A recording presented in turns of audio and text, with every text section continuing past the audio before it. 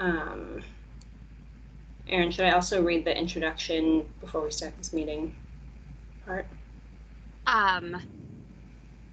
Honestly, I feel like most of us know what's in here, but you can go ahead and read, I guess, just the point about the state open meeting laws. Yeah, okay.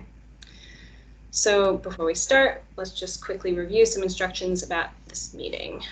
Under the state's open meeting law, all votes during an online meeting must be taken by roll call. This will require each member to activate their microphone, to give their vote, and then turn their mic back off. We don't need to do a practice one, but we'll also be recording the meeting, as I said, and this is just to create more transparency of the city's board and commission meetings. So with that, I think I can pass it to the chair. Yeah. So good evening. My name is Erin, and I'm the chair of the Community Environmental Advisory Commission.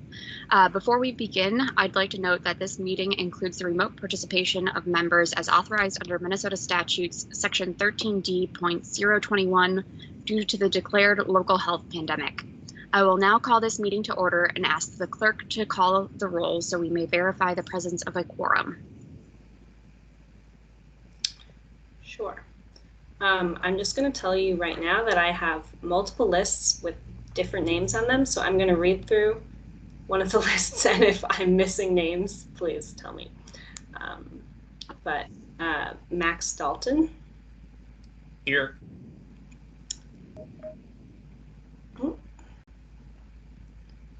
Mark Denon. Here. Indigo David Liu. Here. Tess Dornfield. Here.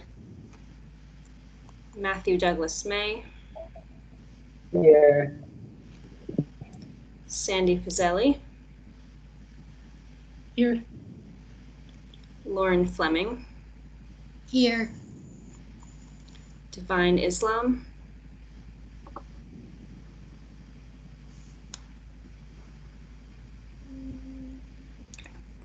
Leslie Jackson.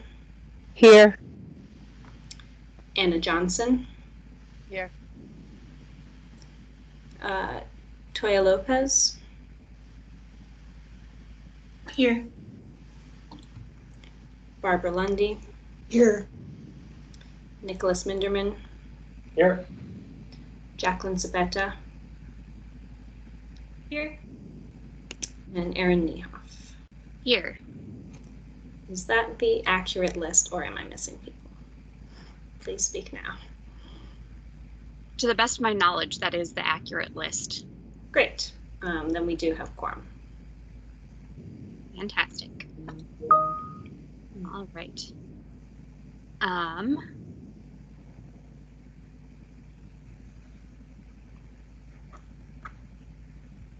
Sorry, I'm just looking at the note that just came through the chat. I don't currently see anybody waiting in terms of on the phone. So there's nobody that we need to admit at this point. So I don't know if somebody wants to just message Lee and let him know that he might need to retry or something. But okay, moving on. The first item on our business here today is the adoption of today's agenda and then also the acceptance of the minutes from our March meeting. I am wondering if anybody has any particular updates or concerns with either.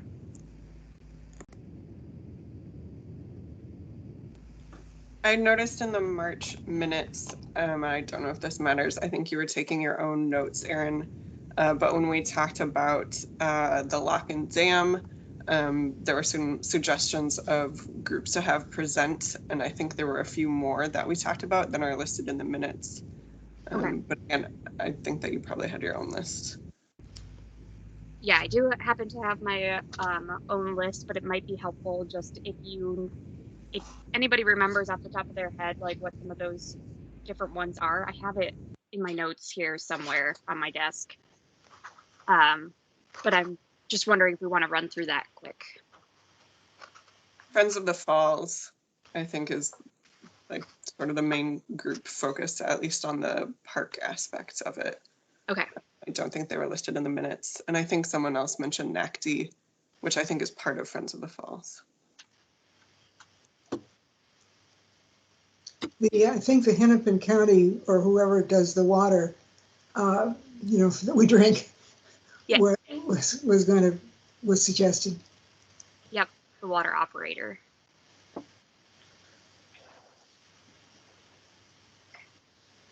So with the inclusion of those groups that weren't in the March 17th minutes before. I don't know if the Corps of Engineers was mentioned, but I think they're very central to it. Yep, we've got Army Corps of Engineers, Minneapolis and St. Paul Water Utilities, Friends of the Mississippi River, and then also NACD and Friends of the Falls. And interstate, whatever Excel is called officially, or just called Excel, that would have to do with electricity. Okay. Any other updates to the March? States Power. Go ahead again, Barbara. What was that? Northern States Power is the official name of Excel, I believe. Any other updates to the March 17th? I couldn't get on the links. I mean, they had say click here, and it didn't, even in his latest ones that he sent out. So same for me as well. Interesting problem. Julia, do you mind passing that back along to Kim?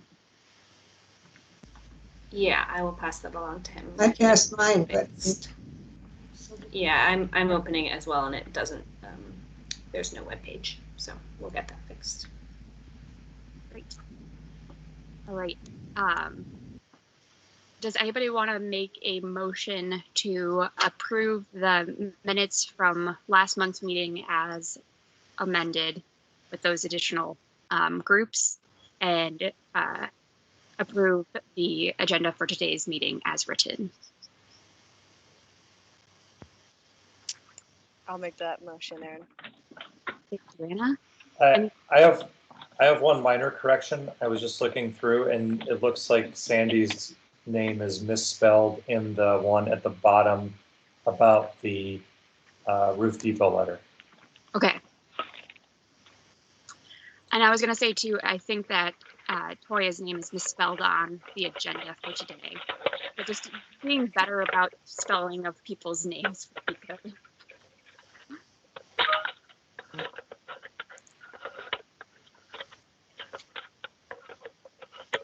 Any other substantial changes?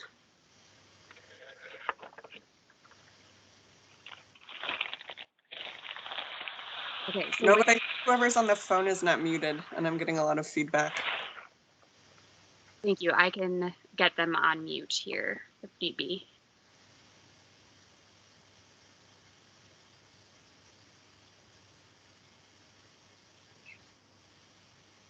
All right. Hopefully that's better. Okay, so we had a motion to approve the minutes from last month with the amendments, and then also a motion to approve the agenda for today's meeting, recognizing that there are spelling errors that need to be worked on. And Erin, this is the agenda with the travel demand management letter in it now, correct? Should be, yes. Okay, just making sure.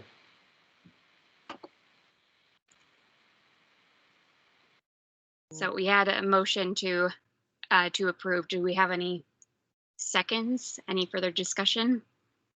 I will second. This is next. Thanks, Nick. Julia, do you want to go ahead and call roll? Sure. Max Dalton. Aye. Indigo David Blue. Aye.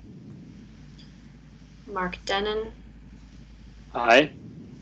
Tess Dornfield. Aye. Matthew Douglas May.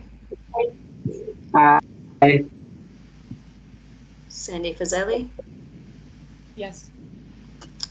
Lauren Fleming. Aye. Divine Islam. Leslie Jackson. Aye. Anna Johnson.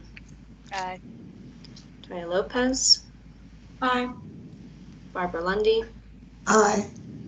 Nicholas Minderman. Yes. Jacqueline Zabeta. Aye. And Erin Niehoff. Yes. Okay, Passes. fantastic. Before I hop into the land acknowledgement statement, I do just want to run through, thank you, Tess, for that note too. Many different spelling errors of names. For people who are on the phone who haven't had a chance to introduce themselves because they aren't part of SEAC, I'm wondering if we could get you to unmute and just let us know who else is here in the meeting today. So we have somebody with a phone number that ends in 19.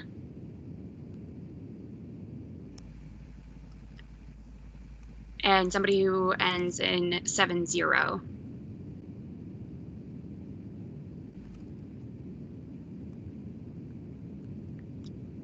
For the person whose phone number ends in 70, it looks like you're off of mute. So are you able to let us know who you are? Yeah, I think that might be my number. My name is Zoe Bourgeois, and I work in the Ward 8 office. Yes, that is the one that's showing up for me. Sorry that I can only identify by the last two digits on my screen. For the person whose phone number ends in 19, if you need to unmute yourself, you can hit *6.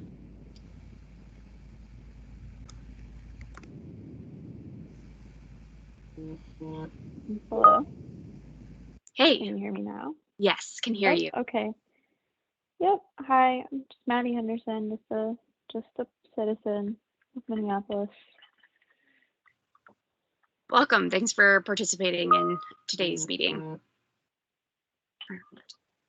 Oh, and I guess to Julia, if you want to introduce yourself again. You've been in other meetings, but you haven't introduced yourself. Yeah, definitely. I think I missed that in the beginning. Hi, I'm Julia. I am an AmeriCorps Vista working with the Sustainability Division, and I am subbing in for Kim tonight to kind of staff this meeting. So excited to be here. And then Luke, I know that you're going to talk to us later, but do you want to just say hi? Sure. Hi, everybody. This is Luke Hollenkamp. I'm also in the Sustainability Division working for Kim, and my portfolio includes buildings, energy, greenhouse gas emissions, and working with our electric and gas utilities. Good to be with you all. Right. So as we meet here today, we're reminded that Minneapolis is situated on the homelands of the Dakota people, an area that is steeped in rich indigenous history. It is home to indigenous people from more than 30 different nations. As a city, we have a responsibility to care for the land on which we live and work and all of its natural surroundings. This stewardship is an integral part of our involvement in this commission, and we honor it as we begin our meeting. I'm now just going to open this space to discuss ways in which we can support Indigenous people in our community. Are there any particular events or different things that are going on that anybody wants to share? Since our last meeting, I bought a plant at the Greenery, which is on Washington Avenue downtown, and it is owned by an Ojibwe woman.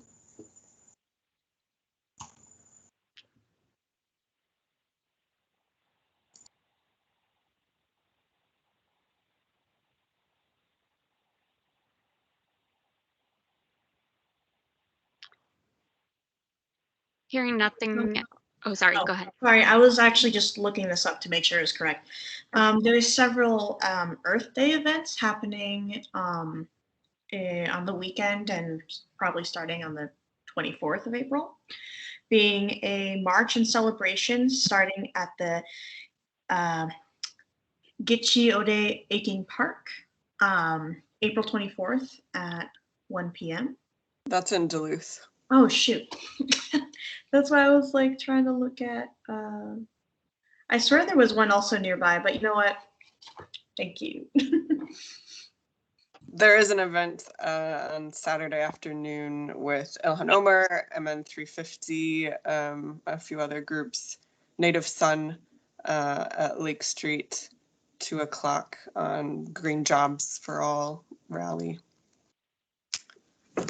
I was also going to say, given the circumstances that Native people are targeted by police brutality and killed at even more higher disproportional rates to their population, even than Black Minnesotans. So I would encourage supporting measures. There are plenty of suggestions, recommendations going around.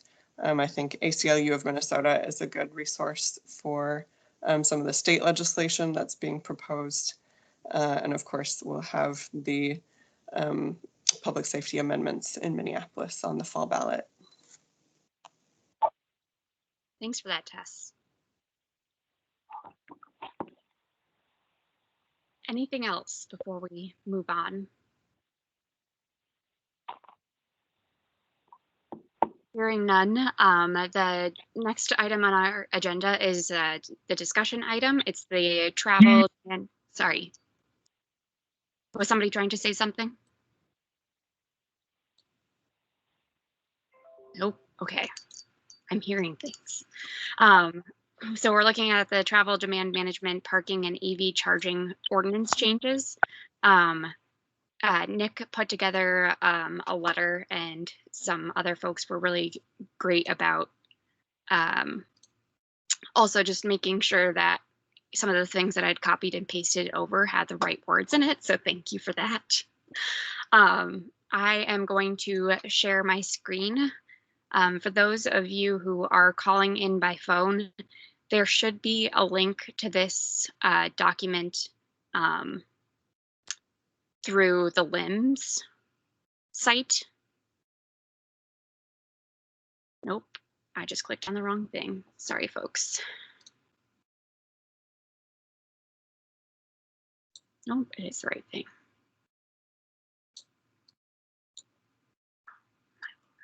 There we go. Excuse me, Aaron, Well- do you think you can put it in where everybody could see it? The site? In the, where people chat it?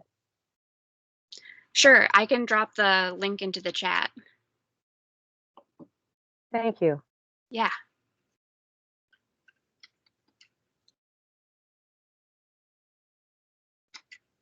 Assuming Teams wants to cooperate with me. Aaron, would you like me to just give an introduction to why we're looking at this while Yeah, you're that would be, getting things set? That would be great. So many of you were on the call last month where we got the presentation from the Community Planning Economic Development Group about ordinance changes related to transportation, demand management, and a number of other topics. And I think the general sense was there was a lot of support for it from the current SEAC body, and we also brought up that the EV charging pieces specifically were very well aligned with and even motivated to some extent by comments from the previous SEAC. And we kind of landed on, well, there's not a lot of, there wasn't anybody who specifically brought up interest in writing a letter. I even was one of the voices that kind of mentioned that, like, we already weighed in on it. But as I was thinking about it more, something that the last SEAC struggled with near the end of our term was engagement with city departments and city council members. And so I felt like it may not be basically a good look for SEAC to have a department and come and present to us on something that we thought was good and not produce a letter documenting that we supported what they were doing. So it's very brief. It's just intended to kind of validate that this is still in alignment with what SEAC has been supportive of in the past, not necessarily providing any comments, just acknowledging the effort that they put in bringing the proposal to us for our review. Is there anything else you'd want to add to that, Erin? That sounds about right. So Sandy. we're, Oh, sorry, Nick. sorry, I was just gonna say, we're under no obligation to do the letter. If people ultimately feel like we don't need to, that's fine. But I just wanted to provide that context as to why, if anybody remembers me saying we don't need to do a letter and now I flip-flopped on it, that's the reason why. Sandy? Thanks, Nick and Erin. I'm not opposed to a letter. I would like to suggest we also reemphasize our concerns about vehicle miles traveled not going down. So in the sentence, you know, at the time the letter was adopted, SEAC members voiced concerns regarding persistence of negative environmental effects from single occupant vehicle use. Maybe we can also note that, you know, continued or increased levels of VMT is also a concern.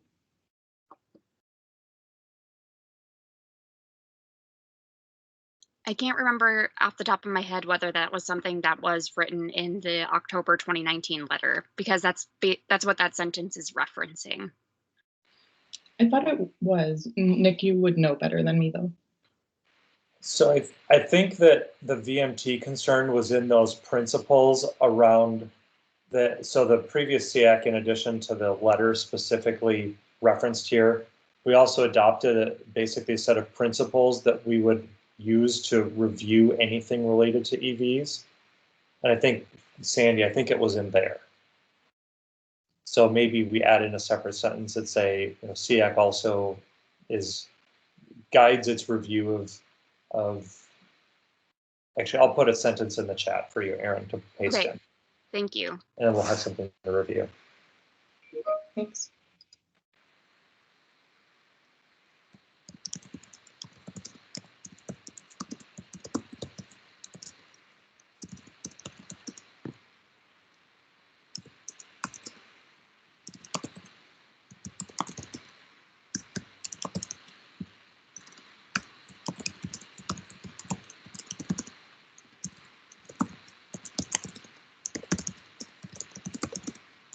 So while Nick is typing that up, are there any concerns with the letter, with what you see in the letter so far? Anna?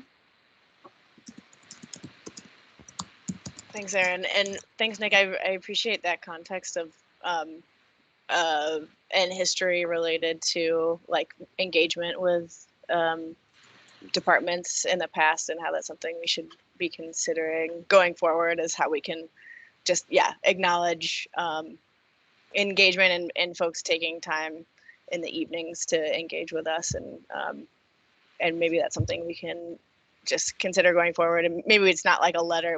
Maybe we don't need to write a letter every time, but just think about how we can acknowledge and thank departments going forward. So I appreciate that context. I think in general, I'm quite pleased and am very supportive of the EV charging requirements and like a lot of other things in this travel demand management plan. So I would be happy to, I would be supportive of submitting a letter and saying that we support it. And I think the issue of thinking about vehicle miles traveled is a great idea. Hopefully this, some of their strategies support reducing vehicle miles traveled by implementing them. But yeah, I guess they're not named specifically. I think I'll also note that since the last meeting, I think someone can correct me if I'm wrong, but the city council adopted already the eliminating the minimum parking requirements. So that's a new development related to this plan that's happened in the last month.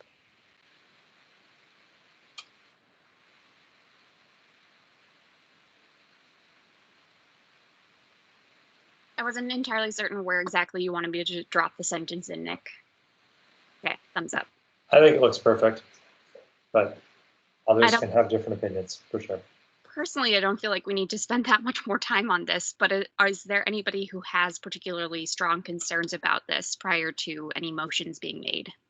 So the one thing I'd say is if Kim is highlighting that end sentence and is saying it wasn't clear what it's trying to convey, maybe we could change that last sentence to say SEAC supports the proposed ordinance changes. Just to be more specific. Maybe that's what he's trying to get at.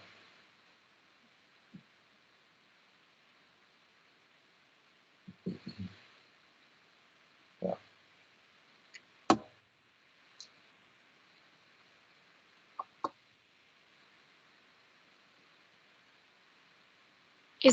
Are there any SEAC members who are currently unable to see the screen that I am sharing? All I see is a blank screen, so Okay. I don't see anything.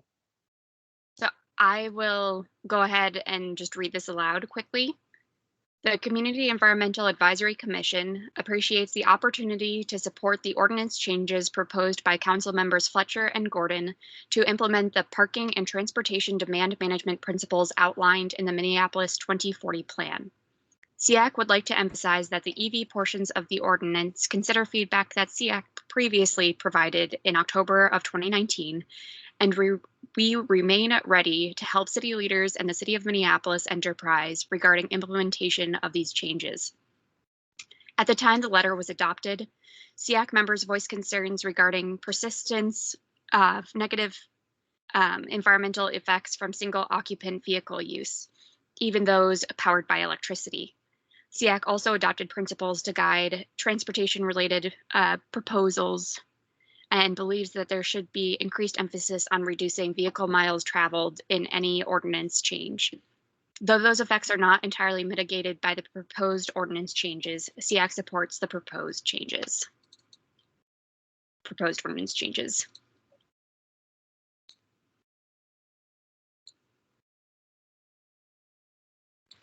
It is a little redundant. Maybe that last sentence we revised to say, though, well, it keeps going in and out, so focus here. Though those effects are not entirely mitigated by the proposal that the council is considering.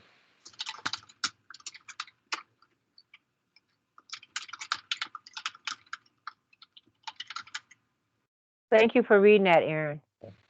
Yeah, no problem. I just want to make sure that before we're approving anything, that people who are trying to approve it know what they're approving. Okay.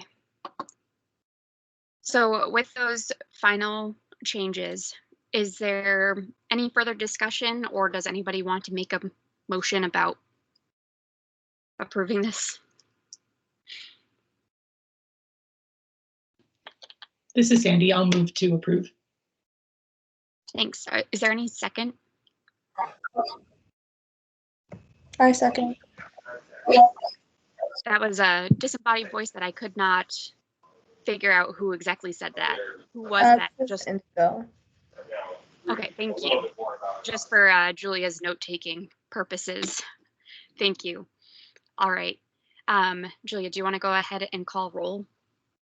Again, this is on approval of the letter that we just looked at.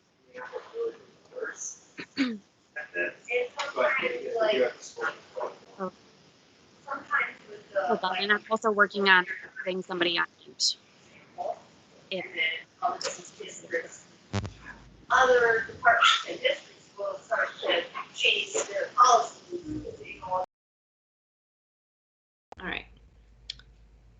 Max? Aye. Indigo? So it's Aye. Mark? Aye. Tess? Aye. Matthew?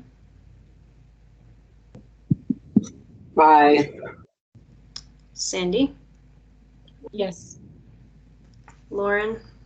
Aye. Leslie? Aye. Anna? Aye. Toya? Aye. Barbara?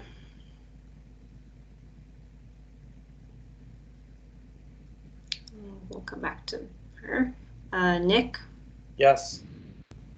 Jacqueline, Aye. Erin, Yes. and Barbara. Abstain. Got it.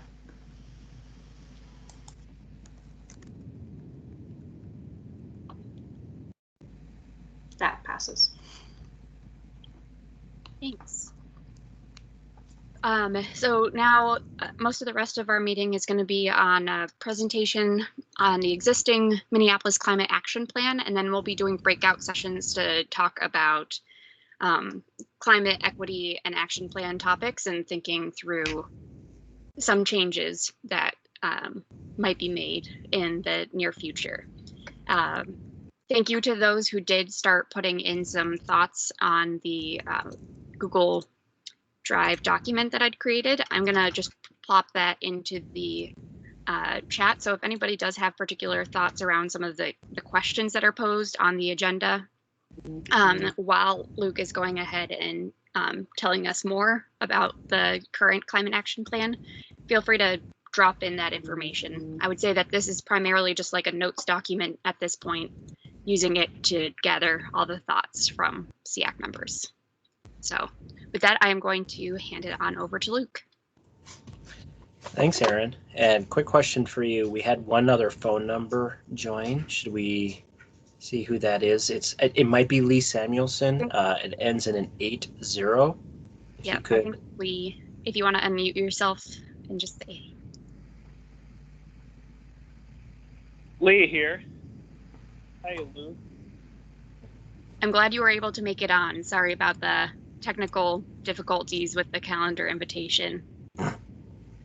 Oh, great. All right. All right. Okay. Glad we were able to welcome you, Lee. And I'll also just note we may have Stacy Miller from our office come in at some point during the meeting as well. So there might be another person on the meeting at some point. Good to be here with all of you. And I am going to start sharing my screen. Again, my name is Luke Hollenkamp. I am a sustainability program coordinator with the city. And Kim sends his regrets. He wishes he could be here to present this. But he and I work closely together on some parts of the climate action plan, so I hope to do it justice today. And please, as I'm going along, if you need any clarification on anything I'm talking about or any questions such as that, please go ahead and raise your hand and we can try to get to you. And but I'm happy to answer anything I can. So could someone confirm that you can see my screen right now? Okay, great, thanks. So this is a presentation that Kim came up with, and for those on the phone, I should also mention that it is posted, I believe, to this week's web page for the SEAC meeting, as well as last month's SEAC meeting.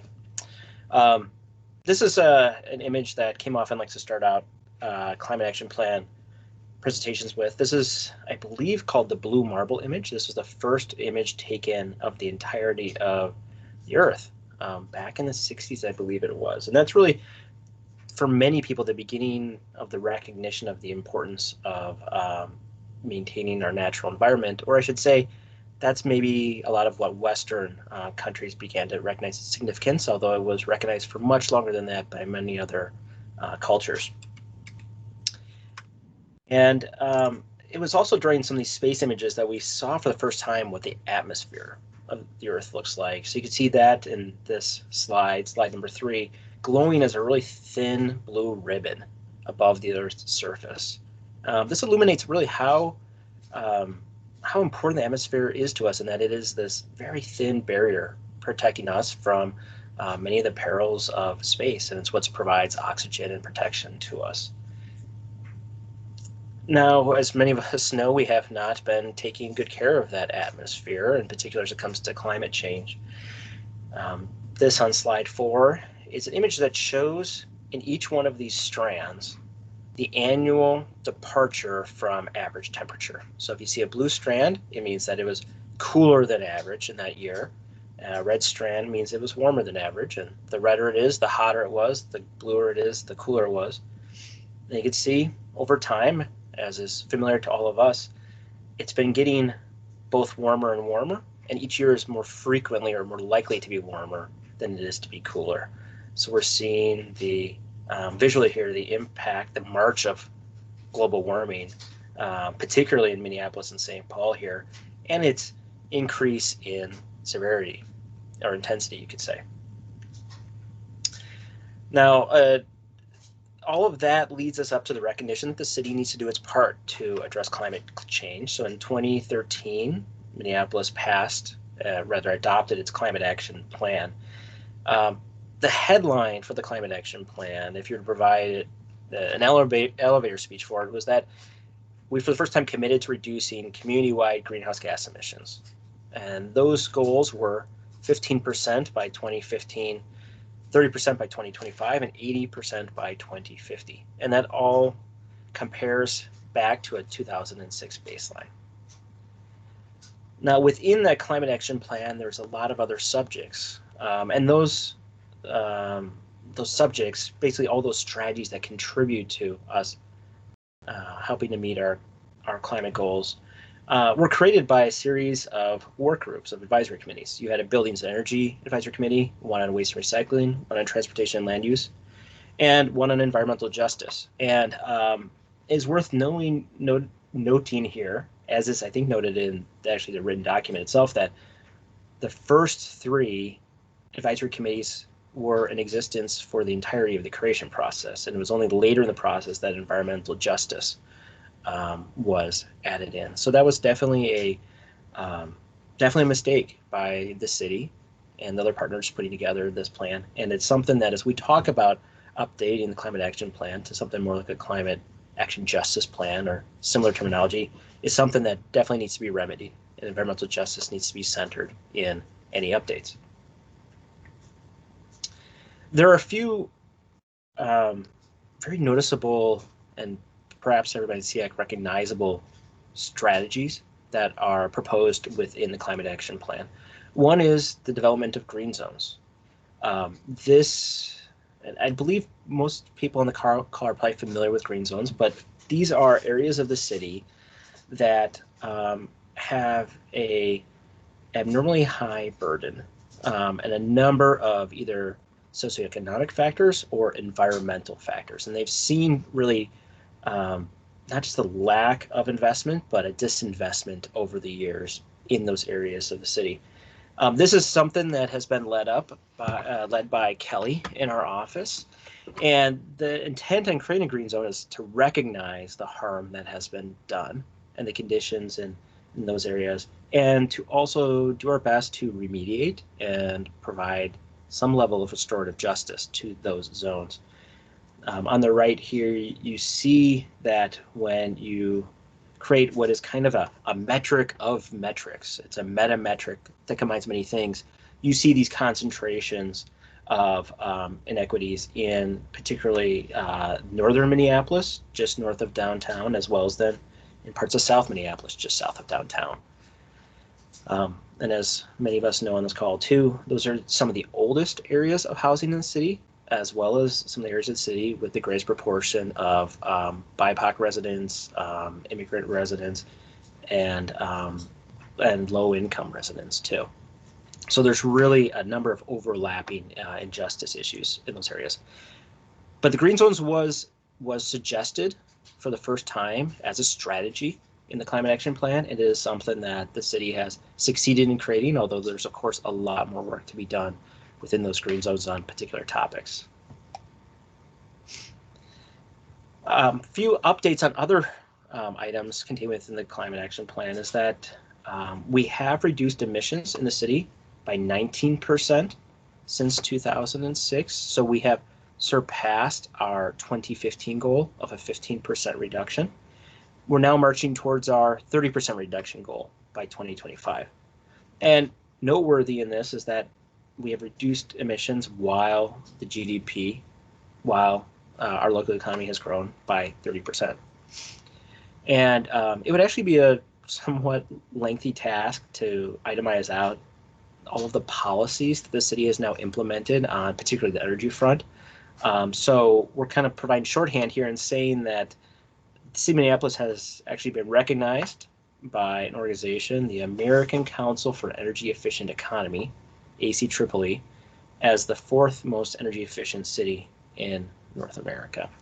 That we get that ranking by the accumulation of a number of different energy efficiency policies and then their collective impact. So we're pretty proud of that, and it's something we've worked really hard on, but of course there's much more to be done as well. One of those policies that we're set to undertake soon is implementing a beyond benchmarking program that would drive commercial energy use in buildings, drive down commercial energy use in buildings over 50,000 square feet. So we now have actually layered strategies upon strategies in the Climate Action Plan, where we've had a energy benchmarking program for large commercial buildings. Now we're going beyond that by requiring energy audits for poorer performing buildings. So we're starting to actually move in some areas beyond the original Climate Action Plan strategy into what could be considered kind of its next generation or its next step. This is an example of one of those. Revisiting on slide 11, the progress we've made in reducing greenhouse gas emissions. This is a chart that shows the general downward trend of emissions since 2006. In gray is our emissions from natural gas, blue is from electricity, and on top of that, green from on-road transportation. Those three are the lion's share of the emissions from the city. And then you have a smaller contributions from solid waste and wastewater. A few things to note here, and it's not entirely apparent, but it will become more apparent in a future slide, is that most, if not nearly all, of our reductions since 2006 have come from a reduction in those electricity emissions. And that is largely because the electricity we receive from Xcel Energy has become more renewable and more carbon free. We've also contributed a lot with other policies, but when you look at the contribution of these 4 sectors of emissions, electricity is really carrying all the weight currently. And this is, we're also seeing a new era in terms of our emissions, which is that previously we were really worried about electricity. We remain worried about electricity and emissions from it, but now those emissions from electricity are actually less than they are from natural gas. We saw a crossover point in 2007, and we expect that we will continue to see electricity emissions go down as the grid gets cleaner. And we're actually going to see natural gas emissions probably continue on a slight upward trajectory. So we're making a lot of progress on electricity, us and our partners, but natural gas is not just not making enough progress, but is actually going in the wrong direction. Emissions are increasing. And you will see, I think, in the coming years, more and more messaging from the city about the importance of driving down our natural gas emissions. And to be honest, that is something that we as a society haven't paid as much attention to. We've paid a lot of attention to reducing emissions from electricity and power plants, and that's very important. But we often can forget the outsized impact, particularly in a cold climate like ours, that emissions from natural gas have. And that electricity use, or the emissions from electricity and natural gas, come from their use in buildings. That's really 73% of our emissions of the city come from our built environment. And as you see in the Climate Action Plan and in a lot of the public policies the city has implemented, we focus a lot on reducing that building energy consumption. And we see that as something we're going to have to continue focusing on in our next generation of a Climate Action Plan as well.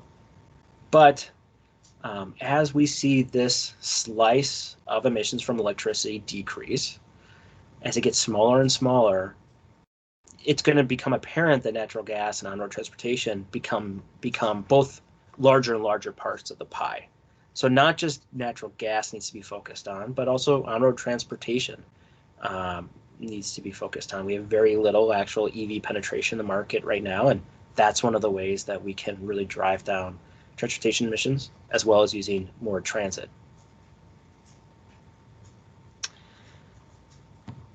Here's a little bit of a forward-looking forecast. I'm on slide 13 now. There's dots that show between 2006 and 2019 here, the actual emissions from electricity and natural gas. And that reflects what we saw a few slides ago, which is electricity emissions are going down, natural gas emissions are generally going a little bit up. If you then create a trend line from natural gas emissions, you see even more clearly that if we keep on business as usual, those natural gas emissions are going to go up, up, up towards about 2 million metric tons of CO2 equivalent a year. And then the electricity side, we project that they keep going down. And there's a few pathways they go down.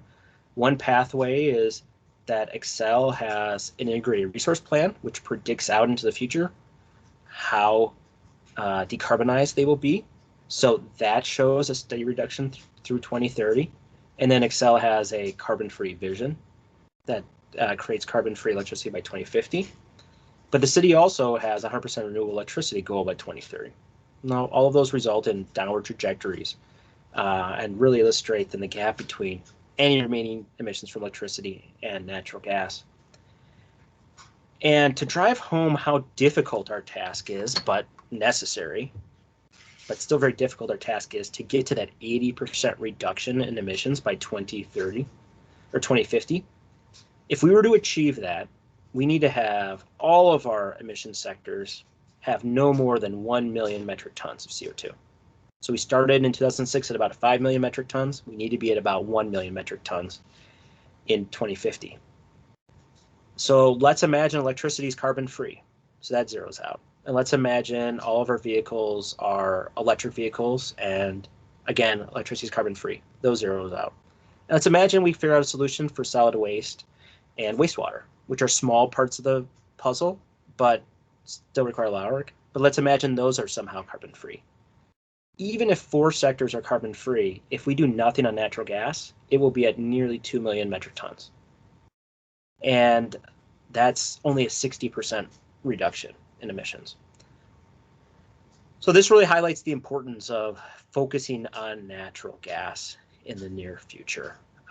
Because if we don't significantly alter that trajectory on natural gas, nothing we do in the other sectors will be able to make up for that lack of progress. Now, we are still keeping our eye on renewable electricity, and the climate cares how much we put into the atmosphere every year. It doesn't necessarily care as much if we get to zero magically in 2050. We have to start reducing emissions faster and now. So we are committed to 100% renewable electricity for municipal operations. That's our buildings and our wastewater and our streetlights by 2022, and citywide by 2030. And we also have a goal to produce 10% of our electricity from local solar generation. So not just relying on the utility, but providing for ourselves as well. The climate action plan, we haven't had, and I'm on slide 15 now, and sorry, this will be a little bit difficult to see, but we haven't had an annual report on progress in the climate action plan, partly because it's such a large report. We've struggled to figure out how to concisely report back to people on the progress we're making, other than reporting just on the kind of headline, what are our community-wide emissions doing in a given year. But in the Clean Energy Partnership with Xcel Energy and Centerpoint Energy, we have started to report on energy-specific and GHG-specific metrics. And we've created these 7 metrics that are aligned with goals that are within the Climate Action Plan. So for instance, we have a metric on our GHG reductions community-wide. That's metric 1. And we show right now we're not on a trajectory to meet our 2050 goal. Metric 2 is a reduction of GHG emissions in municipal operations of 1.5% annually. And we're actually exceeding that. We're doing very well in reducing our municipal emissions. So we're on a good track for metric 2. We also have within the Climate Action Plan energy reduction goals for residential and the commercial industrial sector. We have seen not much progress on the residential sector in terms of energy use, but we also see that kind of going up and down every year depending on what the weather conditions are that year. So it's been hard to figure out what that trend is. So because of that, we say that that's yellow, unknown if we're on track. However, on commercial industrial energy consumption, it's very clear when we look at the data that we are using more energy in those sectors. So metric number 4 is off track. And one of our newer goals, the renewable electricity goal community-wide, we in 2019 received 24% of our electricity from renewables. And although the goal is only a few years old, the pace we're on to increase that is not adequate to get us to 100% by 2030. So we've started reporting that we're not on track to meet that goal either. For municipal operations, metric number 6, we do see renewable electricity is increasing, and in 2019 we were up to 88% of our electricity from municipal operations coming from renewables. So we see that that's on track. And finally, metric 7, which is our goal for 10% of our electricity coming from renewable and local and directly purchased sources in 2025. We're at 5.7% currently. And we've seen an uptick in recent years that shows we may be accelerating towards 10%, but it's still unclear. We need a few more years of data. When taken in aggregate, this shows that the city is excelling in some areas, primarily in areas of municipal operations. Those are areas that really the city government has much control over, and we're able to kind of set our own destiny future. We're meeting those metrics. In areas where we're relying on utility assistance to meet goals, or from residents and businesses to meet goals as well, we're not doing so well. We have a lot of ground to make up, and we need to accelerate as we move towards our goals in subsequent years. So that is my brief overview, and sorry, it focused a lot on buildings and energy, because that's in particular where I kind of focus my work. There's a lot of other great stuff in the Climate Action Plan, but buildings and energy also are the lion's share of the emissions contributions to reaching our overall emissions goal. So sorry, this wasn't comprehensive of everything, but hopefully gave you a good idea of kind of where some of the lion's share of the emissions fall. And with that, I'm happy to take any questions, or if not, I think we could also transition into the small groups. There is a question in the chat that came from Barbara. I'm getting weird feedback. If you don't mind putting yourself on mute, Luke. Sorry. So Fresh Energy has said that some new buildings in the near future will be carbon neutral. How can a new building be carbon neutral without buying renewable energy credits or solar or wind generation itself?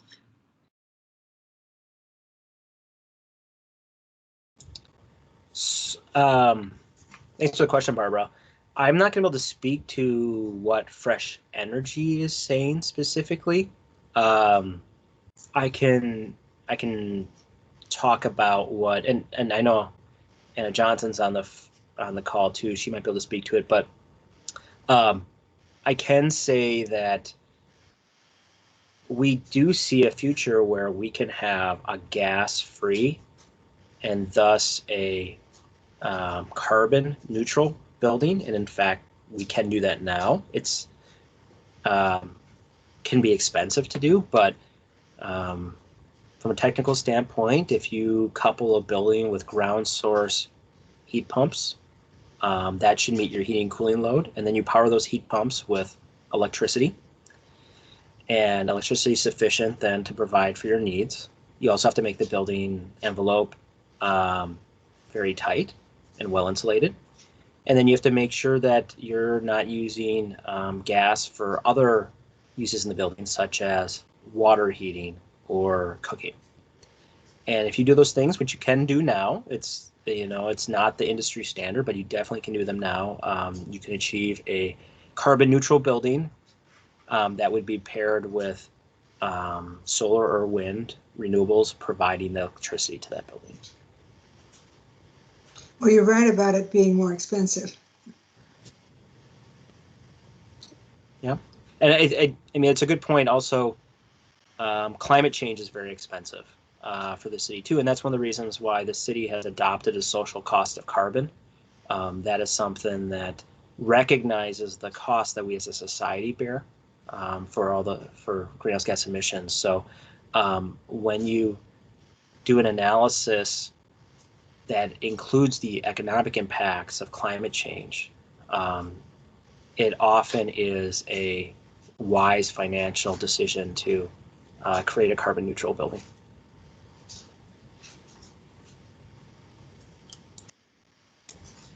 Leslie? Thank you. I have a question. So because there's changes going on with the mission and everybody's having all these different plans, what plans do you see with the older buildings and being able to switch? And I know it's going to be expensive, from the older buildings to change to electricity, or are you excluding them? And some of the homes as well, because it will be expensive. And are you giving incentives for those that do to do the swap out? Yeah, thanks, Leslie. The that's a really good observation. New buildings are an easy part of our climate action plan because the technology is available, and it is can be cost effective, especially when you take into account the cost of carbon to make those carbon neutral, or at least very, very low carbon emitting. Existing buildings, as you point out, are much more difficult. There's so many of them in the city, and there are so few opportunities for us to either regulate or incentivize those buildings to become carbon free. That is probably the most difficult question, and there's no great answer for it when it comes to meeting our climate goals. There's a lot of different programs we can create, and we are implementing some of them right now for commercial buildings in particular. We have a green cost share program where we provide incentives to buildings that are going to, in particular, swap out equipment, HVAC equipment, for more fuel efficient equipment. But we're looking also at ways we may have to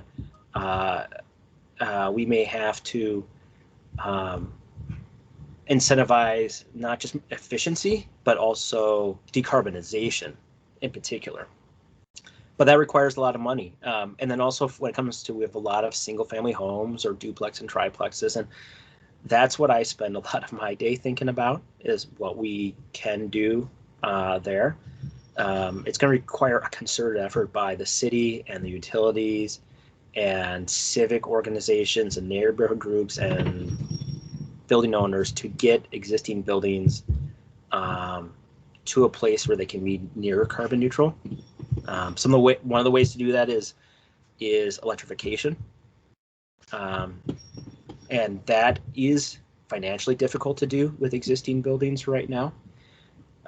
Another thing that's on the horizon that the city is actively looking into with CenterPoint Energy is, what if you replace fossil gas, aka natural gas, with a different type of gas, be it gas from biological sources, or even by putting some hydrogen into the system, which is made via renewable electricity. That might be an opportunity to take carbon out of buildings, or some amount of carbon out of buildings, without having to do wholesale swaps of equipment in a building. You're just kind of giving it a different type of fuel. There's a lot of uncertainty in that. That's still an emerging area, but that might be one of the tools we need for existing buildings to help decarbonize them.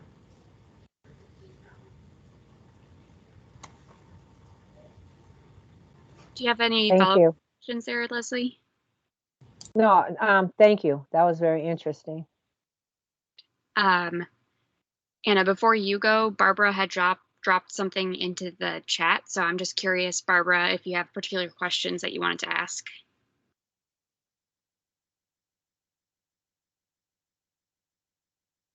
And if so, the question that I put in the chat is, what is, and I think he used the word climate cost of carbon. I'm not sure if I got those words right. What is it in terms of a therm of natural gas? In other words, we can price a therm of natural gas looking at our gas bills and how many therms it is that we pay so much for. So is there a number then of the climate cost of carbon or whatever you were talking about? Yeah. So the cost of carbon that the city has established is about, was it? I think we're at $42 or $43 a short ton in 2021. Anna might know this too. They helped, Fresh Energy helped with some calculations on this. But if I recall correctly, to put that in perspective in natural gas, if you assign to natural gas the impact it had on the climate, based on the social cost of carbon, it would increase the cost of natural gas by about 1/3, I believe. Compared to electricity, if you assign to electricity its impact, it would increase the cost of electricity by, I believe, 1/10. So in that respect, natural gas, impact of natural gas on our environment is much under incorporated into the retail price of gas that we pay now, especially compared to electricity. Well, if you believe carbon-free electricity, then it would be zero, right? Yes. So that's what I'm saying about electricity is at the current grid mix of electricity, right, which is something like 25% or so renewable from Excel. So I'm very interested in hydrogen. There are even advertisements to buy stock in, companies that are doing this because it's the green gas of the future and all this, according to these ads. So tell us more, if you can, about what your plans would be to do that. Use hydrogen more. Supply it to homes through the regular pipes that natural gas is supplied, or what? Sure, and I would say that this isn't my plan or the city's plan. It is something that we've heard proposed by Centerpoint Energy in particular. It is that the idea for hydrogen is that it could be created by, I guess, what they call cracking water. So you take renewable electricity, you basically separate water into its elements. You create a hydrogen gas. So that hydrogen gas is created with zero carbon. And then you can inject that into the methane gas system. That's the natural gas system we have now. But you can't just fully replace it because of you just can't run it through normal pipeline. Danger, because it doesn't. Yeah, and you would have to change out the burners that burn. So there's an estimate that something, I believe, like 5 to 15% of gas in terms of parts per million or by volume could be displaced by hydrogen. And above that, you start running into problems with the existing infrastructure being able to accept it. And you recognize that, right? Well, hydrogen, you can buy cylinders of hydrogen right now to use for welding and other industrial uses, but that has been made from natural gas with the application of other energies. So the economical way of producing hydrogen right now is that, which is not carbon neutral. And yeah, theoretically, you can stick electrodes into the Mississippi River and produce hydrogen. But I'm going to pass it on over to Anna, and then Nick, and then Leslie. So Anna, go for it. Thanks so much, Luke, for being here and for the presentation. I really appreciate it. And I think the answer you gave around buildings being net zero was I would agree with. And to your point, Barbara, about it being more expensive, I think it is more expensive to have a fully electric building, but the air source heat pumps and ground source heat pumps are much different than electric resistance, which is what we've used in the past for electric heating. So I think at this point it will be more expensive, but not as expensive as we may associate electric heating with. Couple questions. So I may have missed this, but in terms of like updating the climate action plan, I feel like I appreciate your presentation, Luke, and I feel like we really went over a lot of like high level goals. And I know that the city's been doing a lot of work around implementation, and I'm wondering if details around implementation are included in the update to the climate action plan, or if that's something that you're still like taking feedback on, or if there's anything you want to touch on there. And then in terms of carbon reduction goals, are you considering reduce? I think it's 80% by 2050 at this point. And the IPCC International Plan on Climate Change recommends or advises that we need to reach net zero carbon emissions by 2050. So I'm curious about how the city's thinking about that. Sure. Thanks, Hannah. And thanks for the fresh energy perspective there too. In terms of implementation, we are really at the beginning of an update to the climate action plan. Anything that you would all like to suggest in terms of implementation or reporting is valuable information to us. So, and I think, that might be a good thing to bring up in the breakout sessions and then report back to the big group. That is something that we haven't done a great job with in the current action plan, and it doesn't really stipulate how we should be reporting out, or at least when it does, it's not super clear. So that's a useful subject to be talking about and making recommendations to us. In terms of the goal, Kim and I were just talking about the 80% goal. It was based on old science and old modeling. Partly it was also a recognition of, when the conversation started about a decade ago, being, I think, overwhelmed with the idea of like, how do you even get the last molecule of gas out of the system? We know we can decarbonize a lot with current technology, but it was hard to figure out how do you get to net zero. I think particularly with some of the interest in hydrogen and maybe some RNG or other sources like that, you start to kind of see how the math might be able to get to zero.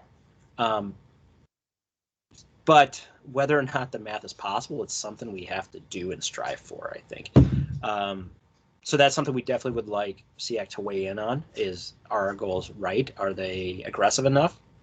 Are they not aggressive enough? What the different opinions are. Or are they too aggressive, I should have said. I do think that there's definitely an opening for having a net zero goal in here, and a recognition that we maybe don't have all the answers now, but we're going to have to come up with them if we want to keep our planet in some sort of semblance of what we've all enjoyed. There is, leading up to the next climate conference in Glasgow, there is now this, it's called the Race to Zero kind of initiative, where there's a lot of international organizations looking to get cities to sign on to a net zero by 2050 at the latest pledge, and then interim targets prior to that. So there's a growing movement among cities to either adopt net zero goals or amend their existing goals to now be net zero. Just with time at this point, we're going to go with Nick and then Leslie, and then go into breakout groups, unless Mark, you end up hopping back into the queue again. Nick. And mine is really quick. I just wanted to add on to the points that Luke was making about hydrogen formed from renewable energy. And I think for people to really understand how all the strings are tied to the marionette, that hydrogen isn't just about replacing gas. It's also actually an important part of renewable electrification in some schemes, because in order to get there, you have to put a lot of wind and solar on and overproduce during certain times of the day in order to make sure that you have the peak capacity needed when the electricity demand is highest. And then you use that excess capacity to do that conversion from water to hydrogen because it's much easier to store hydrogen gas than it is to store electricity and batteries. Just as people are thinking about how this all ties together, there's actually a relationship between the electric renewable and the gas renewable goals. And if you want really more interesting information, I'm sure Nick can provide it. Excel's is planned to do a pilot, I think in conjunction with DOE, at the Prairie Island facility to use nuclear power, I think off-peak, to create hydrogen. Leslie? Thank you again. Thank you for the presentation. I just have a quick question. Have you created a model, a structural model, so we can actually physically see how this dream house would be with the solar panels and just pure electric? Remember, I don't know if you ever, well, State Fair and all them used to have these model homes. So have you put this plan into a physical structure of a model?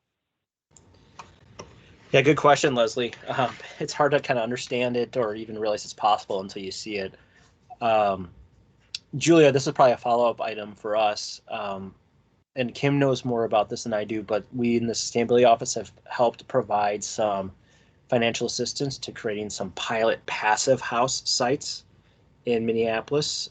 Those are either are or going to be all electric and I believe may be able to provide all of their electricity needs from solar panels. But we are providing assistance to do just that so that we can have something to show people that's possible.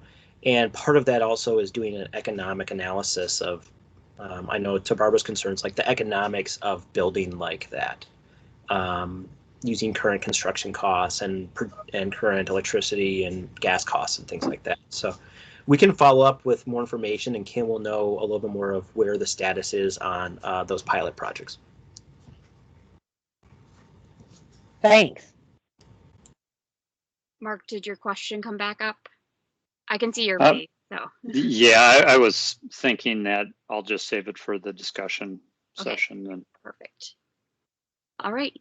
So now we're going to be breaking into small groups, and I have a feeling that it is just going to be random.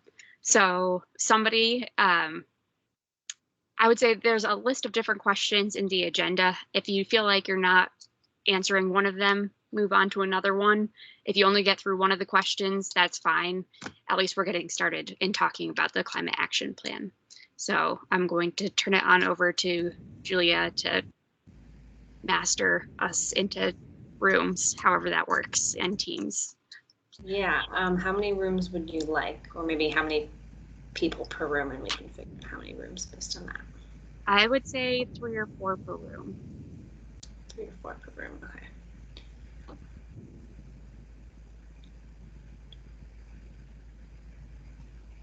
Okay, I'll make 5 rooms.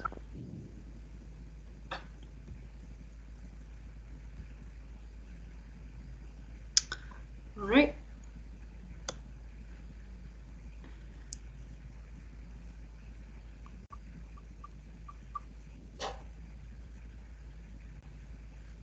Okay, I'm gonna start the rooms, and you should either get a pop-up saying inviting you to the room, or maybe it will just move you.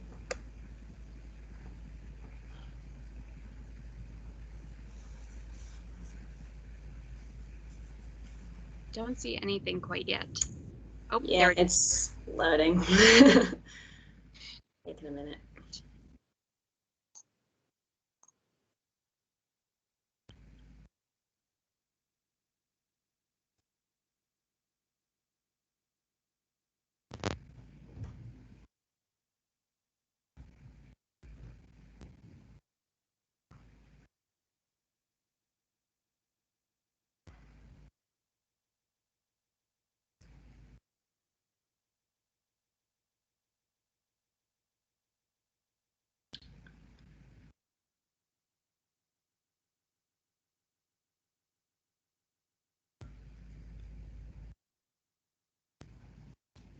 All right. It looks like everyone has gone into their rooms except the 4 folks on the phone and Leslie, who's just added again. So I may need a moment to send you there manually. Okay, the folks on the phone just have their own little small group, and then we could type up the notes from that group. This is Sean G. Yeah, actually, you 5 can be a group if you'd like to be. Okay, yeah.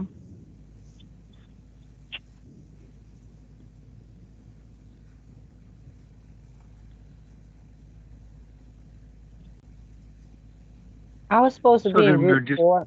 It's taking me out, so I'm okay with everybody. Yeah, we'll have plenty to talk about, I'm sure. Yeah, technology, water, right? Use all the Yeah. water for all this stuff. Who knows? I can so try we to have move Lee. you. Sorry, I Right. was just going to say I can try to move you, Leslie, but honestly, I'm not entirely sure how. So. It's okay. It's okay. I don't even know how this stuff works, so this is all new to me too, so it's good though. But I'm glad to see a familiar face. Yeah, and I'm happy to take notes for you all. I'm taking notes for the meeting anyway. Okay. Oh, perfect. And is this Stacy or who is this that's taking the notes?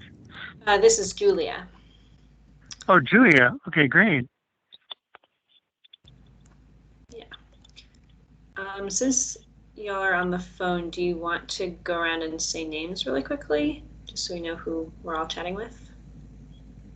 Sure, this is Sean Gosewski, Gosiewski, with Resilient Cities and Communities and the Minneapolis Green Teams Coalition. And I'm in Corcoran neighborhood.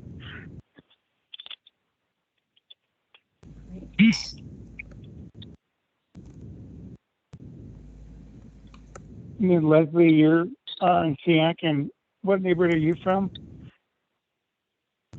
Me, Leslie, north side Minneapolis.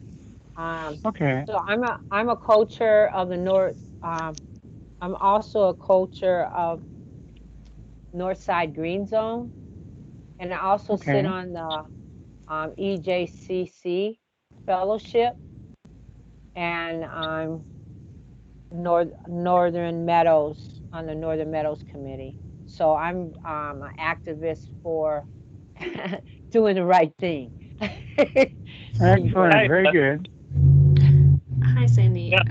For the folks on the phone, Sandy's back in our room with us. Were you booted out of yours, or did you lose connection or something? I was just in the room by myself. Oh no.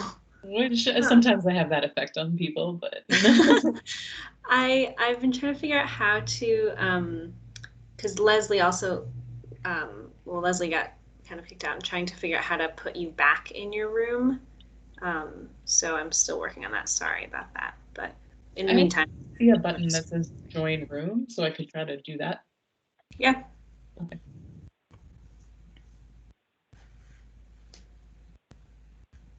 And then we have Lee on the phone with the Minneapolis Energy Options or the Community Power. Yes, Lee with Community Power, and I'm in Ward 12, just south of Corcoran, or east of Bancroft. Sorry to interrupt again. Hi, Anna. Sandy and you, Anna, and Leslie were all supposed to be in a room. Sandy just came back in. So if you have a notification that can tell you to go to your room again, sorry, that sounded sad, but that might work. Okay, cool. Yeah, my computer crashed like right before we got sent, so I don't see a notification at this point.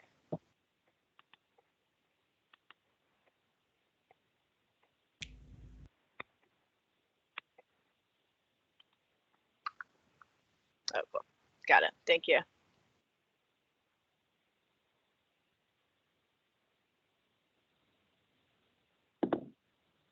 So Leslie, are you going to go back and do another small group there?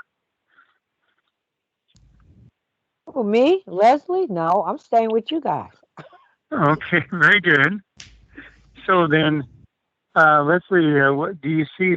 I don't know if you have some other things that are not in the current plan that you'd like to see added in there. I graduated from the U, and I was interested in changing the salt on the roads and probably using that mixture that they use with beet juice. And when I talked to the people at the U who do the salt, they said it would stain the streets, which I thought was quite interesting because you got paint all over sidewalks and everything else, and I don't know what the big deal with the beet juice is because I've been to Chicago. I think they use it there, and I haven't seen any stains on there. And so I just thought it was just quite interesting that they would say that when, we do need the salt or we need some kind of extraction because we are very hilly here or slopey here. So I don't know. That's my take on it is probably the salt reduction because that does affect our water. You put salt in, you can't take it out. Yeah, I think trying to have a strategy that with both the city and then we have county and MnDOT roads. So like you have to coordinate between Minneapolis, Hennepin County and MnDOT on dealing with the road salt reduction. Yeah. And there is a bit of a whole kind of coordinated thing with the MPCA because there's a chloride like kind of restriction for the metro, like a TMDL thing, so that they would try to like make sure the thing is getting done.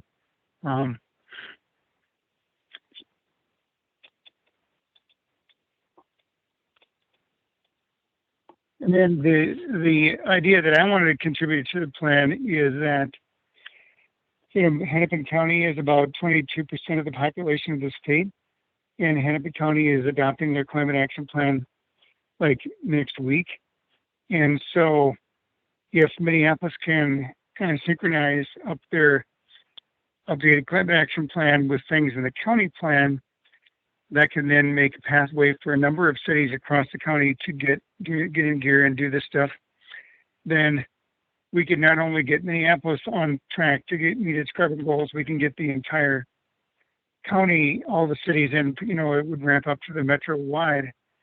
So like keeping an eyeball on how other cities can copy good ideas like we're doing with the energy benchmarking ordinance that other cities are copying.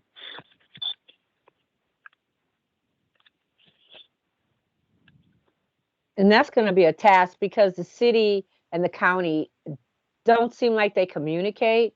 And I brought that up with the emissions with the HERC because the HERC is under the county and the city doesn't have anything to do with it. And I said, but the people that live in the city is affected by what the county is doing. And those same people are voting for you and the people in the county. So you're killing everybody that's in radius of this factory, and nobody's benefited really from it except for the high end people that have a gap in taxes, because I know that they over by Loring Park, those residents get the benefit from the HERC underground steam that generates that heat.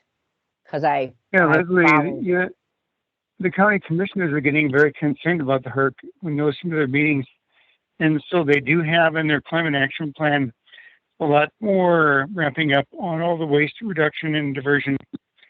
And so that Minneapolis could really kind of explore that more. And then see if we have to get some other things passed with Frank Hornstein at the legislature to get all the metro cities more resources to cut the waste so that we can turn off the HERC. So I think that would be a great, like, I don't know if there's a zero waste part of the climate action plan probably, but how to like team that up with efforts within the county to shift to different technologies to get rid of the HERC and to reduce the amount of waste so we don't have any landfilling.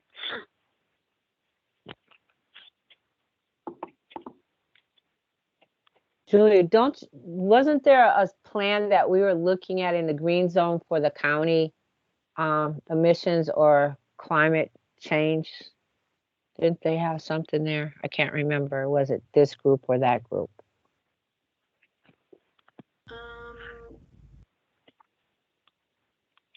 You're not thinking of the Hennepin County Climate Action Plan, are you? Yeah. So I just don't understand why there's one for the city and one for the county when the people live in the city that resides in the county. I'm very cuckoo about these things. I don't get it, but it is politics. Well, yeah, part of it is, I mean, it's fine to have separate plans, but the plans don't do any good unless they get implemented.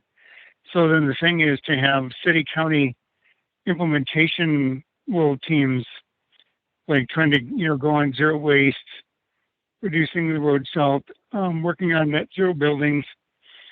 And so that's where I think it doesn't really hurt if the city and the county have separate climate action plans. The key thing is making sure enough different city county teams get going, especially because a lot of other cities need to get in gear and they could really benefit from momentum, No, what I was saying was maybe some of it's overlapping. You know what I'm saying? Right. Like Yeah. the hurt. And then they have a thing with the storm water too, because there's a lot of people that are not being regulated, just like with the emissions. So these people, the permits that the pollution control changes, and that's where the permits, major ones that affect a lot of these businesses come from, because they have to file for the city and the different entities to get these permits. And that's where changes need to come for the permits, for the emissions, for these people that don't have permits, that's been grandfathered, and all the other technicalities that prevent things from being regulated. We understand why the water with the E. coli, the lakes are closed because of the farmlands that we have. But then there's other things that we can do that affect our health. And that's where these laws and permits need to be changed, and that should be the focus. And everybody can say, well, this is what we're going to do and change electricity and this and that. But without these laws and permits being changed, you can say it all you want. We can pick up the ball and still let it drive. If you go look back in history when they kept saying this and amending it, nothing, they do little bits and pieces, and then all of a sudden something happens. So it never really goes to full circle. And then we have a big mess. We only have so many inspectors that come out and regulate things. And then we depend on these building owners or whoever to regulate themselves, and it's not happening. So that's where we're sick, and we see this mess, and we have a big hot mess running in our lakes and streams and in our communities, the soil and the dirt and the air. So until change comes on that level, we can say what we want to see in these plans, but until they really have the people to enforce it, it doesn't mean a thing. That's my opinion. Yeah, that's great. I know that's one of the issues also with the trying to get an environmental assessment or review thing for the potential water yard thing over at East Phillips. So yeah. I think the good news is that the Margaret Anderson Kelleher, the MnDOT commissioner, is starting up a new interjurisdictional coordination thing between the state agencies, Met Council, Hennepin County. So Minneapolis could tie into that to try to negotiate with these other entities like the Met Council that's working on a climate action plan themselves. And so it would be just trying to see which action has to go up the chain of command a bit there.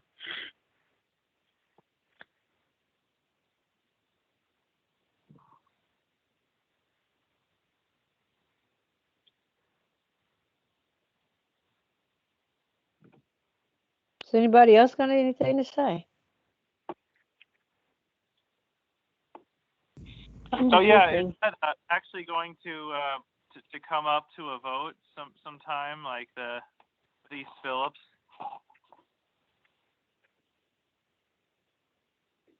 I know they're going to try to get our council directive to kind of take a pause on the thing, which I don't know if that's been scheduled to vote on that or not. Oh yeah, and Okay, yeah, I could follow up with but it's not a done deal. It's going to Lisa Goodman's committee, the business inspections, zoning, housing, or something like that. On, I think, April 30th. And then I think the council, oh no, I'm sorry, it's later. They've had to delay it a couple times. So now I think it's May 4th and the council votes on May 14th because they had so many comments to review. I've got a meeting with Goodman on the 27th. And anyway, is there a and also is Kim Havey like totally not going to be in the sustainability department? The email I got just said he got some position, but it with the White House. And yeah, I can speak to that. This is Julia. Yeah, Kim is going to continue with all his work in sustainability in Minneapolis, and he's just been appointed to an advisory committee. So like you guys do this committee on your kind of off hours, that's where he is right now. He's joining an advisory committee to the White House, kind of in his off hours. It's not that you're going to be looking for a new sustainability director, and so no. That won't affect the work that the city's doing, trying to get inclusive financing at the Public Utilities Commission. Yeah, that's correct. They're not looking for, at least to my knowledge. I mean, I'm the last to know about anything, but they're not looking for. And he'll be at the May meeting. He said he'll be the next meeting. Mm-hmm. So he's not going anywhere. He just got other duties. Good for him. Did anybody hear whether the city, how they're doing in dealing with getting a new public works director and how to try to find somebody who's like more into the sustainable things? Did they already get candidates for the new public works director? I don't know anything about that. Sorry. Okay. You'd think I would be a good line to the inner workings of the city, but I am, I don't know all of the details of the higher up things. And another area that I'm not sure whether the city, in the climate action plan has all the job creation and small business creation aspects written into the climate action plan, how to deal with ramping up, minority businesses on weatherization and solar and other whatever green infrastructure things.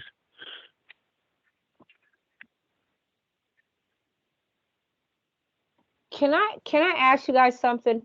How would you interact with the community to improve community engagement? Because I think that all of us work in all these different organizations, and it's about the community that we're working for, and the community don't know nothing about us. So how would we get them to know what's going on? Well, I mean, one way is we have a coalition of all the Minneapolis neighborhoods that have environmental committees, and they get things out to their neighborhood via their newsletters and things. But, we can also get news out via block leaders and different cultural groups.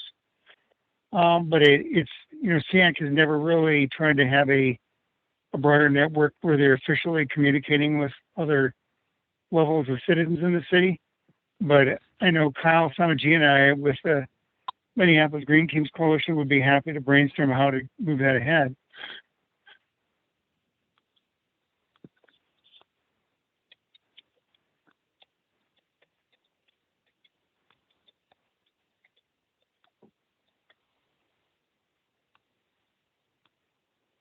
And then you can also set up other block captains beyond just having safety block captains. You can have health block captains and or, environment block captains. so it doesn't have to be just owned by the police department. Anyway, there's a lot of ways. I don't know. Do you have other ideas, Leslie, of how to generate visibility and participation with the different communities and residents? About the police, they got defunded if you didn't know.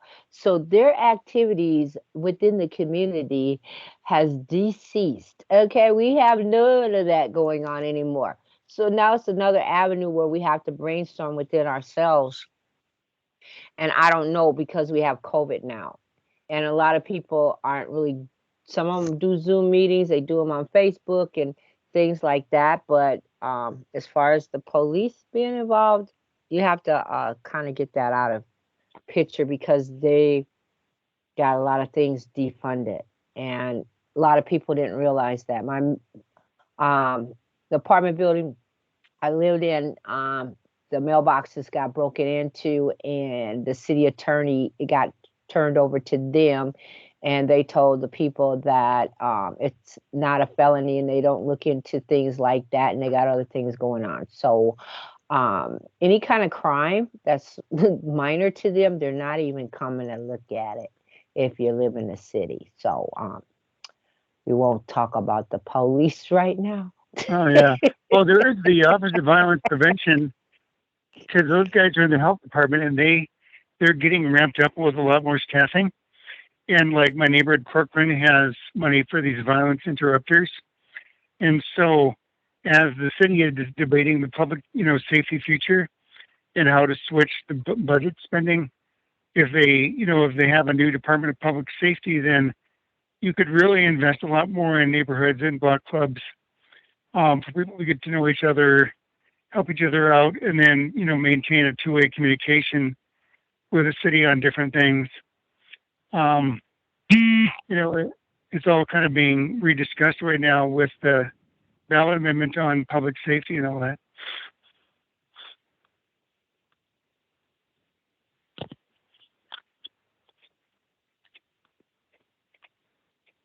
Well, your neighborhood's different than my neighborhood. I don't know if you keep up with the activities or have crime watch, but North Minneapolis is under siege by drive-by shooters, people pulling guns on you, taking your automobile, and literally armed robbing you. So as far as activities go, besides everybody protesting in Brooklyn Center and downtown, I don't think too many people of North really want to come out to too much of things without being kind of paranoid about a drive-by shooting or things like that right now. So those kind of activities in my neighborhood is kind of like, I don't think it's going to happen. So I'm hoping for the better of the whole city. So things like that would be hard at this time for North Minneapolis to have any kind of out engagements without being paranoid. Is that? I do know we had a huge amount of North Side neighborhoods participate in the litter cleanup last fall, and there was just a huge Earth Day cleanup, on the North Side, with people out like around Lowry or something. I just saw a post on that. So there's a lot of people getting out to do things in the North Side, but I'm not sure which neighborhoods got any of the funding for the whatever the violence interrupters thing. I live right here at Lake and Hiawatha, so our neighborhood, has had a bit of excitement, and No, we're, trying to they just rioted again. I think last week out in Brooklyn Center when the police killed that young guy when the trial was going on. So they tore up Broadway, and they were even shooting at the National Guards over there. So again, I don't think they give you the information what's really happening in the community over north. Yeah, we have to have solidarity between the north and south side, and I do think it would be valuable to just see how the Office of Violence Prevention and their efforts can tie in with SEAC, because people getting to know each other is, a key part of resilience and all that. Just to give you guys a time check, sorry, I haven't been giving them throughout, but I'm gonna call everyone back in about a minute, so. Has it been just in the past few months or the past year where there was an uptick in crime in North Minneapolis? I heard that it had been going down for a number of years. It was going down, and then it went back up. A few years ago, the police killed another person on Plymouth Avenue, and it's history repeating itself, and they could have made changes then, but they didn't. So right now, since the riot and the police defunding, the north side has been under siege by teenagers doing whatever they do, drive down the street shooting at each other like they're in the Wild Wild West. So this past event has changed the dynamics of the whole north side. So it's just sad that it's just changed everything. It's scary. You can't even be in your home without people driving by. You don't even know if the bullet's going to come through your window. It's very intense. Here, I can try to send you a note, Leslie, about what's happening with our safety, groups down here around Power and Corcoran. What's your last name there, Leslie? Jackson. I'm familiar with that. I'm in another group, and some of them I get invited to a lot of stuff with the police, and my thing with all that is I just watch stuff and just keep praying. I don't want to be involved in that. My whole thing is about a different environmental issue and justice. But thank you. So, yeah. Leslie and everyone who is in my group, just to let you know, everyone else is back in the room now. So I think we're gonna keep moving on. So I am curious if there is a point or two that anybody wants to share from their small groups. I know that we also have the Google Doc, but there was definitely a lot of stuff being added to it while we were all meeting in our small groups. So, anybody want to share?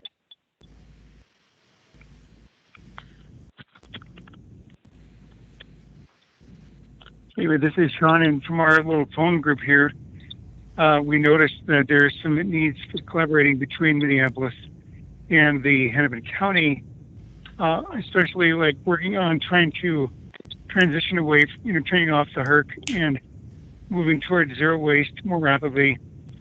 And then there, a number of other actions in the Minneapolis Climate Action Plan are also in the Hennepin County Climate Action Plan. So we could ramp up more ways that cities could get this stuff done across the county and across the metro to achieve the climate goals together.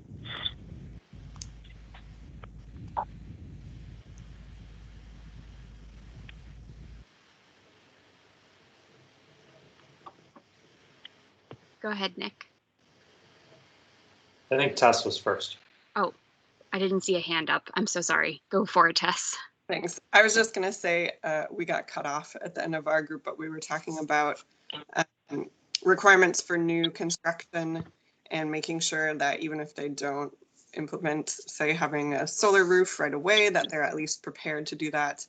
And I was just going to add to that there needs to be some accountability for that to make sure that if you allow new construction to go ahead without immediately implementing those kinds of climate policies, that there needs to be some way to make sure that they actually follow through on doing that.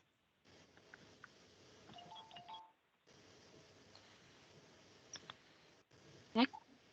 So in our group, we spent a bit of time talking about, actually Toya brought up I think it was what was you said, the climate report card? Yeah, the climate report card. There was recently one done on Minnesota, if y'all recall. And so we were talking about, I mean, there weren't any banner grades, but talking about the ones that were a little bit more challenging. We talked a little bit about the tie that Minneapolis might have to some of the ones that don't seem to necessarily naturally fit, but there's still opportunities. So we talked about things on the sustainable agriculture side that the city could do through, encouraging local production. So at the Minneapolis Farmers Market, not having pineapples and bananas anymore, but rather trying to encourage people to bring goods that are produced locally and ultimately allowing local agriculture in areas surrounding Minneapolis to capture more of the margin so it can help provide a better revenue stream and keep that available and ultimately reduce carbon from transportation and production. That whether the city is able to account for that directly or if it's just an indirect effect, it's still a climate action. That was one example. Are there any others? I talked about a little bit about forestry too. I don't know if you want to talk about that, Toya. Yeah, so we talked a bit about like sequestration of carbon with forests and how forest canopy is still very important in urban areas. One, of course, to reduce the heat island effect, and this greenery can also be like through green roofing and other green spaces, as well as like improving for residential or commercial areas, like helping like decrease the amount of heat that is coming in with the use of the shade. And it also helps with some stormwater runoff as well. I'll take one more comment from small groups if somebody has. Anna? Yeah, I'd be happy to jump in. First, it was really fun to talk in the small groups. It was like very engaging and nice to be face to face with folks who I haven't been face to face with before. But we talked about a bunch of stuff, including we're talking about transparency in terms of reporting. So talking about where funding for sustainability implementation is coming from, geographically where it's being spent, reporting around demographics of who's benefiting from it, and related to like energy efficiency and climate equity. We're talking about how energy efficiency upgrades are really important in reducing energy burden for low-income households, but it's a really sort of like invasive process. So making sure that folks who are implementing energy efficiency, that there's ways to, they speak multiple languages, there's like cultural access and bridges to make sure not just native English speakers are benefiting from that, from those benefits or energy efficiency upgrades.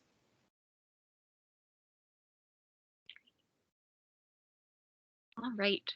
So as we're working on wrapping up here, I will say that this climate action plan will be an ongoing discussion here with SEAC.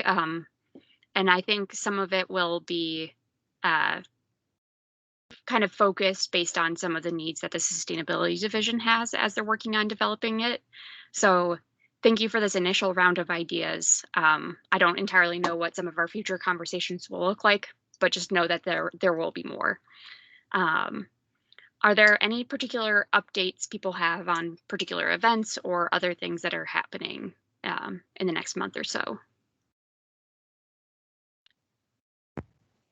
If you want to weigh in on the Hennepin County Climate Action Plan, there's a survey available. It's open until noon tomorrow. And I can drop the link in the chat. They'll be voting on it on the 27th. Great. Thanks, Anna.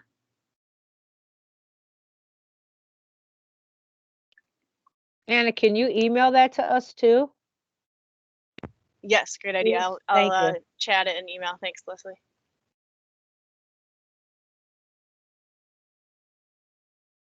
Anything else in particular?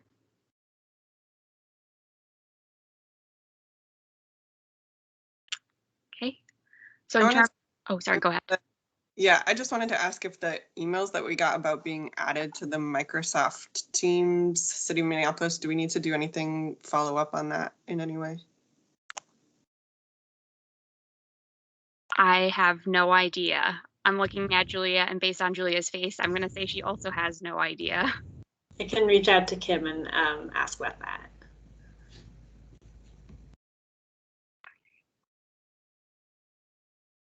So we'll definitely have that flagged. In terms of future SEAC meeting topics, so for next month, Mark is going to give a presentation on science-based targets around, science-based targets around climate change based on some of the work that he does at Cummins. Do you want to expound on that at all, Mark, or is that good for now? Yeah, I think just real briefly, what it means is setting targets, carbon reduction targets for the city that are aligned with climate science consensus, that are aligned with really the latest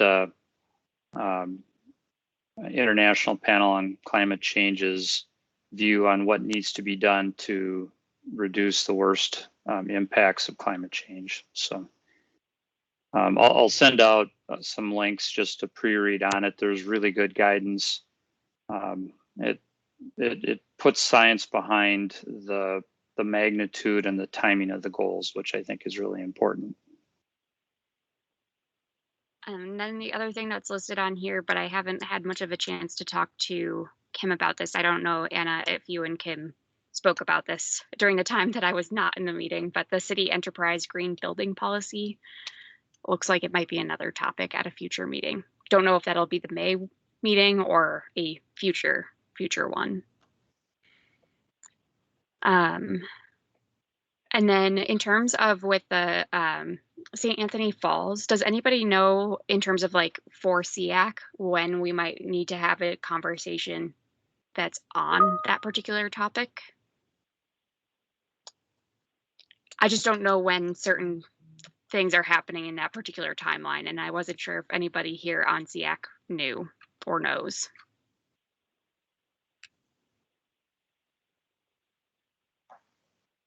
All right, this is something that I will make sure to look into, and if it is something that we need to have more thoughts on by June or something, we might have that included in the May meeting, but do know that that will be coming at some point as well. All right. And then there are just a few announcements. As you all know from the calendar invitation changes and stuff, Kim wasn't able to be here today because he was appointed to the White House Environmental Justice Advisory Council, and that meeting is happening at the same time as this one. For those who've heard about Our Car, for those who don't know about Our Car is a nonprofit organization here in the Twin Cities that does car sharing. So Our Car is launching an exciting new project which will provide shared EVs and EV charging infrastructure to residents of apartments and condominiums where none is currently available. The project, including the cost of construction and cost of the vehicles, will be significantly underwritten by a partnership between Our Car and Xcel Energy with support from the U.S. Department of Energy. And it's available at a very low cost to participating host sites. So if you happen to be in a multifamily property or own a multifamily property or anything like that, feel free to get in touch with, I don't know if it would be a Kim or who could direct you to figure out,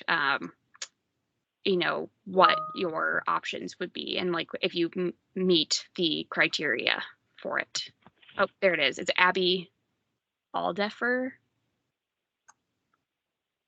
Oh, so it's somebody with Our Car. Yeah, their email address is listed in there. Okay. Any other? Sorry, where is it listed? It is listed under the announcements in the agenda. Julia, can you just make sure that when the announcements come out in an email, like in the next day or two, we just paste that announcement into the into that email? Perfect. Okay. Anything else? We talked A quick announcement. Oh, go ahead. Just the Plains Lake Hiawatha is still encouraging SEAC to, communicate with the park board to, finally approve the master plan for Lake Hiawatha to, mitigate all the pollution coming in from the North Pipe. And the master plan did not pass about a week or two ago, and they're trying to change the plan a bit so it can pass with fewer votes. But currently it's a bit all the funding that the city and the county want to, and the watershed to help clean up Lake Hiawatha is being stalled because the new master plan for the park is not been approved yet. So trying to figure out how to get enough votes on the park board to get it through. Tess, do you want to go? Yeah, we talked last time about the Metro Transit buses issue. I just keep snoozing the emails that I have about that, but I don't know if we might be able to follow up on that next meeting. Okay. And then just something that occurred to me as the weather is hopefully getting nicer. I have no idea what the status of the scooter share programs in Minneapolis is these days. But the way that I've heard that they get charged is pretty not climate friendly or environmentally friendly, with having contractors just go willy-nilly pick them up and charge all of them. So I wondered if it seems like something we could cover in maybe a single meeting, find out what the status of that is. Okay. I was going to say, well, I don't know that I've seen any of the scooters quite yet. I have seen some of the lift bicycles around, so I think that they're coming. So, okay. So I've got the Metro Transit buses, the falls and charging scooters on my list of future things for discussion. Okay. Assuming there isn't anything else, I would make a motion that we adjourn. Anybody want a second? I'll second. This is Toya. Okay, Toya's seconding. Is there anybody who is opposed? Okay, so I think with that we are done. Okay. Thanks everyone. See you again in May, and have a